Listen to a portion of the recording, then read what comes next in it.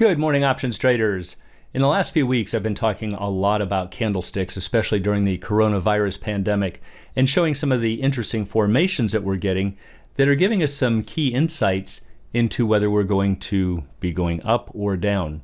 So they're an invaluable tool for any trader at any time, but I also thought that many of you might be brand new to candlesticks and might not really understand what we're looking at and saying, hey, what are these things? What do they tell us?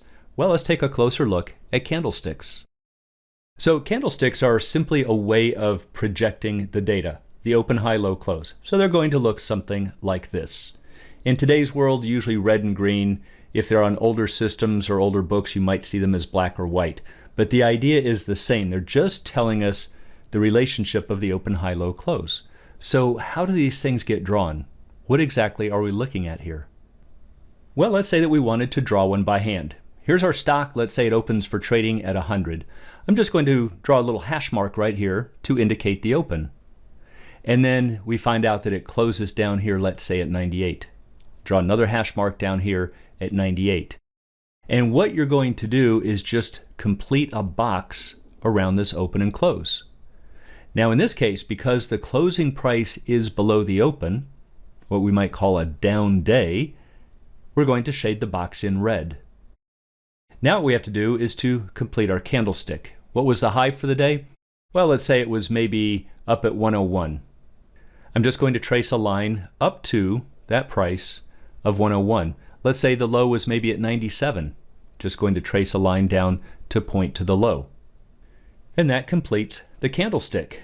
Now it turns out that these little lines out here are actually called shadows. But you might see them referred to as wicks, which actually makes sense, right? If they're candlesticks, you would think these would be wicks.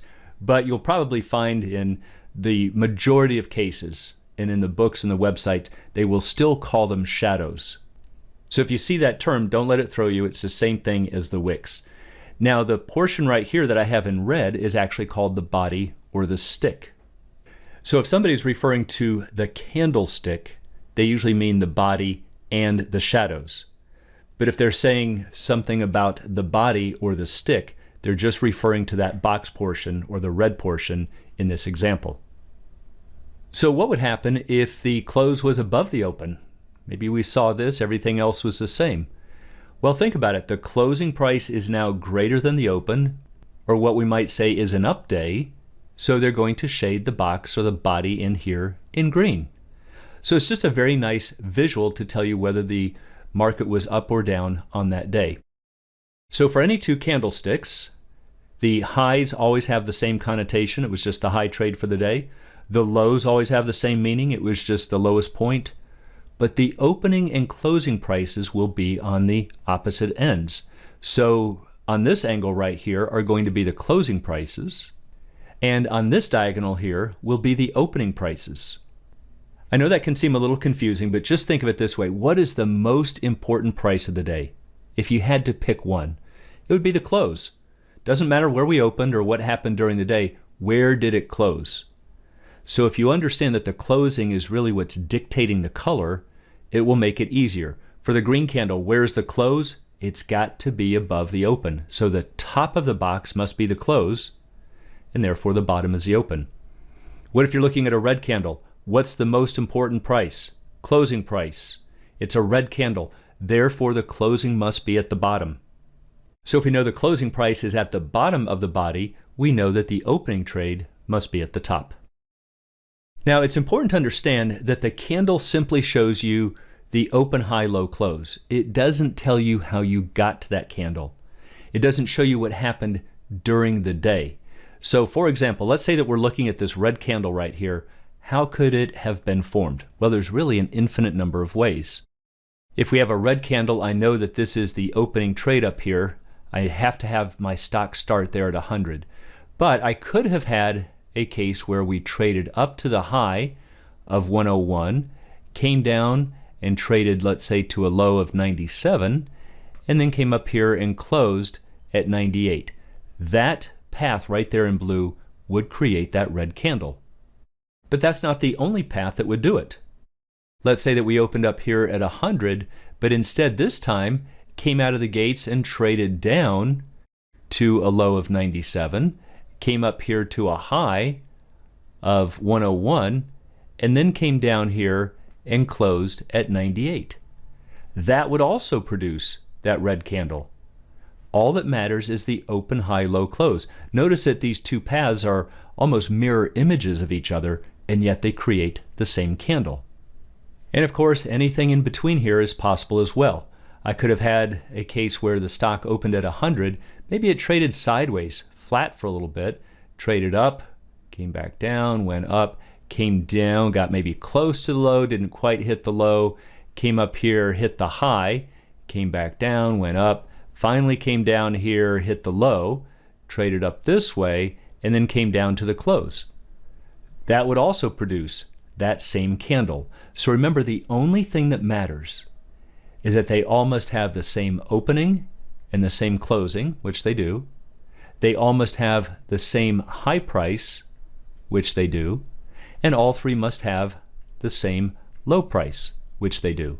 So therefore, all three of these stock paths will produce this exact red candle. Now, it's also important to understand about the candle color that it doesn't necessarily correspond to what the stock or the index did for that day, what we might call the net change. So remember that your candle color is determined by the closing price compared to the opening price. But if you're looking at the net change for the day, that's determined by today's closing price compared to yesterday's closing price, or to the prior trading day's closing price.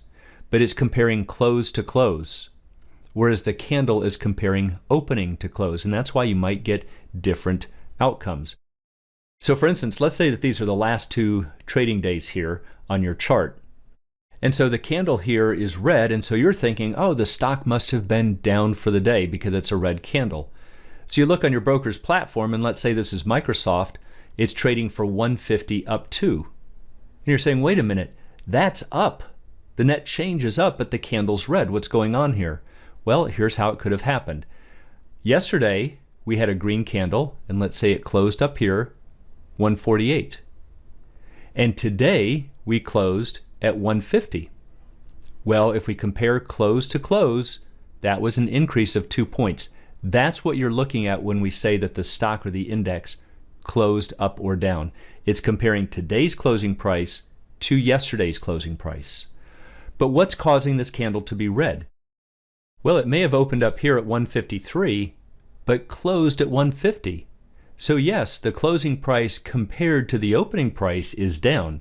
That's why the candle's red, but the net change for the day may be green. So a lot of times that throws new traders as well. Just understand where the candle color is coming from.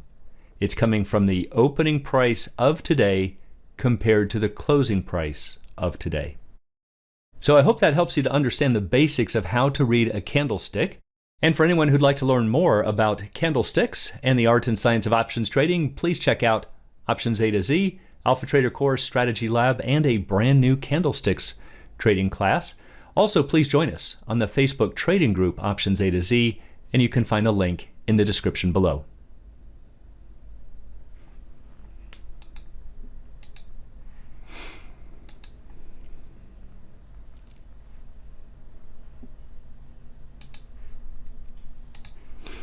This is for Facebook.